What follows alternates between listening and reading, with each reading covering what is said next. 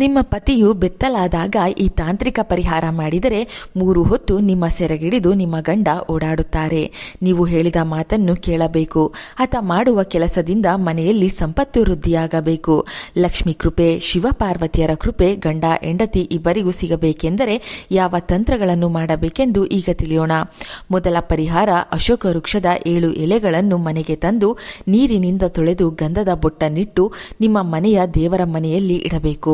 ಈಶ್ವರ ಪಾರ್ವತಿ ಇಬ್ಬರಿಗೂ ಪೂಜೆ ಮಾಡಿ ನಮಸ್ಕಾರ ಮಾಡಬೇಕು. ಸೋಮವಾರ ಅಶೋಕ ವೃಕ್ಷ ಮುಟ್ಟಿ ಆ ಮರದ ಕೆಳಗೆ ಬಿದ್ದಿರುವ 7 ಎಲೆಗಳನ್ನು ಮನೆಗೆ ತಂದು ಈ ಕೆಲಸ ಮಾಡಬೇಕು. ಮುಂದಿನ ಸೋಮವಾರದ ತನಕವೂ ಆ ಎಲೆಗಳು ದೇವರ ಮನೆಯಲ್ಲಿಯೇ ಇರಬೇಕು. ಮುಂದಿನ ಸೋಮವಾರ ಎಲೆಗಳನ್ನು ಯಾವುದಾದರೂ ಮರದ ಕೆಳಗೆ ಇಟ್ಟು ಮತ್ತೆ ಹೊಸದಾಗಿ ಅಶೋಕ ವೃಕ್ಷದ 7 ಎಲೆಗಳನ್ನು ಮನೆಗೆ ತಂದು ತೊಳೆದು ಗಂಧದ ಬೊಟ್ಟನ್ನಿಟ್ಟು ದೇವರ ಮನೆಯಲ್ಲಿ ಶಾಶ್ವತವಾಗಿ ಇಡಬೇಕು.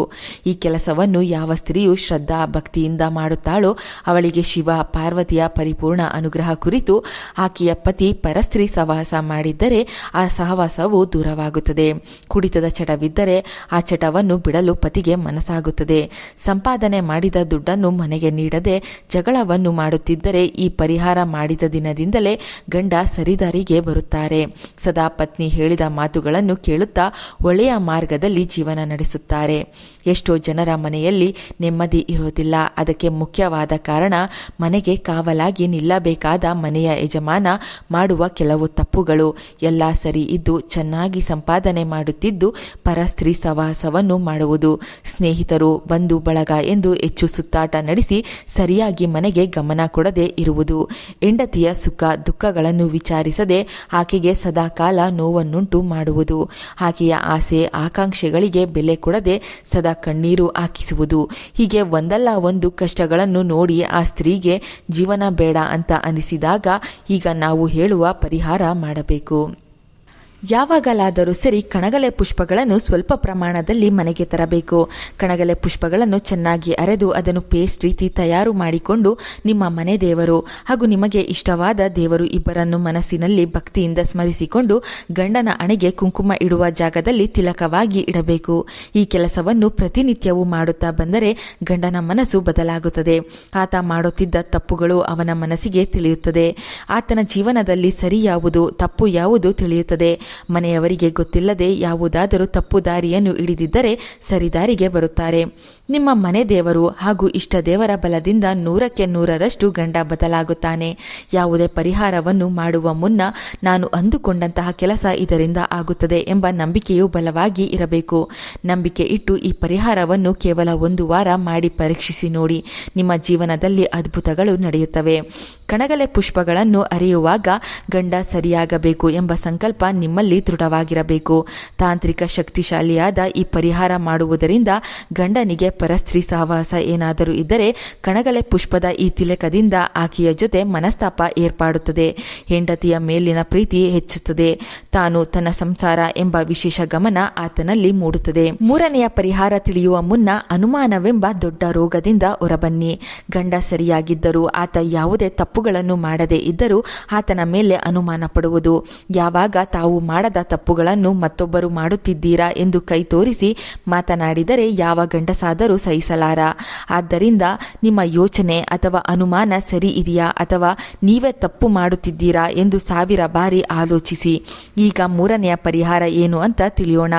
ಗಂಡನು ಪರಸ್ತ್ರೀಯ ಮನೆಗೆ ಹೋಗಿ ಬಂದಾಗ ಅಥವಾ ಆಕೆಯ ಜೊತೆ ಮಾತನಾಡಿದ ದಿನ ನಿಮಗೆ ಗೊತ್ತಾದರೆ ಆ ದಿನದಂದೇ ಗಂಡ ಬಳಸಿದ ಒಳ ಉಡುಪುಗಳನ್ನು ಆತನಿಗೆ ತಿಳಿಯದೆ ಪಡೆದುಕೊಂಡು ಬೆಂಕಿಯಲ್ಲಿ ಸುಟ್ಟು ಅದರಿಂದ ಬರುವ ಬೂದಿಯನ್ನು 4 ದಾರಿ ಕೂಡುವ ಜಾಗದಲ್ಲಿ ಎಸೆದು ನಿಮ್ಮ ಕಾಲಿನಿಂದ ತುಳಿದು ತಿರುಗಿ ನೋಡದಂತೆ ಮನೆಗೆ ಬರಬೇಕು. ಈ ಕೆಲಸವನ್ನು ಮಾಡಿದ ಆ ಕ್ಷಣದಿಂದಲೇ ನಿಮ್ಮ ಗಂಡನಲ್ಲಿ ಆಗುವ ಬದಲಾವಣೆಗಳನ್ನು ನೀವು ಗಮನಿಸಬಹುದು. ಅಷ್ಟು ದಿನ ಇದ್ದಂತಹ ಪರಸ್ತ್ರೀಯ ಮೇಲಿನ ಆಸೆ ಈ ಪರಿಹಾರ ಮಾಡಿದ ದಿನವೇ ದೂರವಾಗುತ್ತದೆ. ಬೂದಿಯನ್ನು ಎಸೆದು ತುಳಿದು ಮನೆಗೆ ಬಂದಾಗ ಕೈಕಾಲುಗಳನ್ನು ತೊಳೆದುಕೊಂಡು ಮನೆಯ ಒಳಗೆ ಪ್ರವೇಶ ಮಾಡಬೇಕು. ಗಂಡನ ಪರಸ್ತ್ರೀ ಸಹವಾಸ ಎಷ್ಟೇ ವರ್ಷದಿಂದ ಇದ್ದರೂ ಈ ಪರಿಹಾರ ತುಂಬಾ ವೇಗವಾಗಿ ಕೆಲಸ ಮಾಡುತ್ತದೆ. ಈ ಎಲ್ಲ ಪರಿಹಾರಗಳ ಜೊತೆ ನಿಮ್ಮ ಮನೆಗೆ ಹತ್ತಿರದಲ್ಲಿರುವ ದುರ್ಗಾದೇವಿ ದೇವಸ್ಥಾನ, ಗ್ರಾಮ ದೇವತೆಯ ದೇವಸ್ಥಾನಗಳಲ್ಲಿ ಮೆಟ್ಟಿಲುಗಳನ್ನು ತೊಳೆದು ಅರಿಶಿನ ಕುಂಕುಮದ ಬೊಟ್ಟನ್ನು ಇಡಿ. ಗಂಡ ಸರಿಯಾಗಬೇಕು, ನೀವು ಹೇಳಿದ ಮಾತುಗಳನ್ನು ಕೇಳಬೇಕು, ಸಂಪಾದನೆ ಮಾಡಿದ ದುಡ್ಡನ್ನು ಹಾಳು ಮಾಡದೆ ನಿಮ್ಮ ಕೈಗೂ 4 ಕಾಸನ್ನು ಕೊಡಬೇಕು, ನಿಮ್ಮ ಆಸೆ ಆಕಾಂಕ್ಷೆಗಳಿಗೆ ಬೆಲೆ ನೀಡಬೇಕು ಎಂದು ಬೇಡಿಕೊಳ್ಳಿ. ದೇವಿಯ ವಾರವಾದ ಮಂಗಳವಾರ, ಶುಕ್ರವಾರಗಳಂದು ಈ ಕೆಲಸವನ್ನು ನಿರಂತರವಾಗಿ ಮಾಡುತ್ತಾ ಬಂದರೆ ಖಂಡಿತವಾಗಿ ನೀವು ಅಂದುಕೊಂಡಂತಹ ಕೆಲಸ ಆಗುತ್ತದೆ. ಲಕ್ಷ್ಮೀ ನರಸಿಂಹ ಸ್ವಾಮಿಯ ದೇವಸ್ಥಾನದಲ್ಲಿ ಗಂಡನ ಹೆಸರಿನಲ್ಲಿ ಅರ್ಚನೆ ಮಾಡಿಸಿ ಅಲ್ಲಿ ನೀಡುವಂತಹ ತೀರ್ಥವನ್ನು ಒಂದು ಬಾಟಲಿನಲ್ಲಿ ತಂದು ಗಂಡನಿಗೆ ತೀರ್ಥ ಖಾಲಿಯಾಗುವ ತನಕ ಪ್ರತಿನಿತ್ಯವೂ ನೀಡುತ್ತಾ ಬಂದರೆ ಕುಡಿತದ ಚಟ ದೂರವಾಗುತ್ತದೆ. ಕೆಟ್ಟ ಅಭ್ಯಾಸಗಳು ಗಂಡನಿಗೆ ಇದ್ದರೆ ಕಡಿಮೆ ಆಗುತ್ತದೆ. ಲಕ್ಷ್ಮೀ ದೇವಿಯ ಕೃಪೆಯಿಂದ ಗಂಡ ಚೆನ್ನಾಗಿ ದುಡಿಯಲು ಶುರು ಮಾಡುತ್ತಾನೆ. ಇದರಿಂದ ನಿಮ್ಮ ಮನೆಯಲ್ಲಿ ಇದ್ದಂತಹ ಬಡತನ ದೂರವಾಗಿ ಆರ್ಥಿಕವಾಗಿ ಅಭಿವೃದ್ಧಿಯನ್ನು ನೀವು ಕಾಣುತ್ತೀರಾ. ಎಷ್ಟೋ ಜನರ ಮನೆಯಲ್ಲಿ ಮನೆಯ ಯಜಮಾನ ದೇವರ ಪೂಜೆಯನ್ನು ಮಾಡುವುದಿಲ್ಲ, ದೇವರನ್ನು ನಂಬುವುದಿಲ್ಲ, ದೇವಸ್ಥಾನಗಳಿಗೆ ಕಾಲಿಡುವುದಿಲ್ಲ, ದೇವರನ್ನು ಒಂದು ಕ್ಷಣವೂ ಸ್ಮರಿಸುವುದಿಲ್ಲ. ಅಂಥವರಿಗೆ ಮಾಟ ಮಂತ್ರ, ನೆಗೆಟಿವ್ ಶಕ್ತಿ ಪ್ರಭಾವ ಹೆಚ್ಚಾಗಿರುತ್ತದೆ. ಆ ಸಂದರ್ಭಗಳಲ್ಲಿ ನೀವು ಮಾಡುವ ದೇವರ ಪೂಜೆ ಪುನಸ್ಕಾರಗಳು ಕೈ ಹಿಡಿಯುತ್ತವೆ.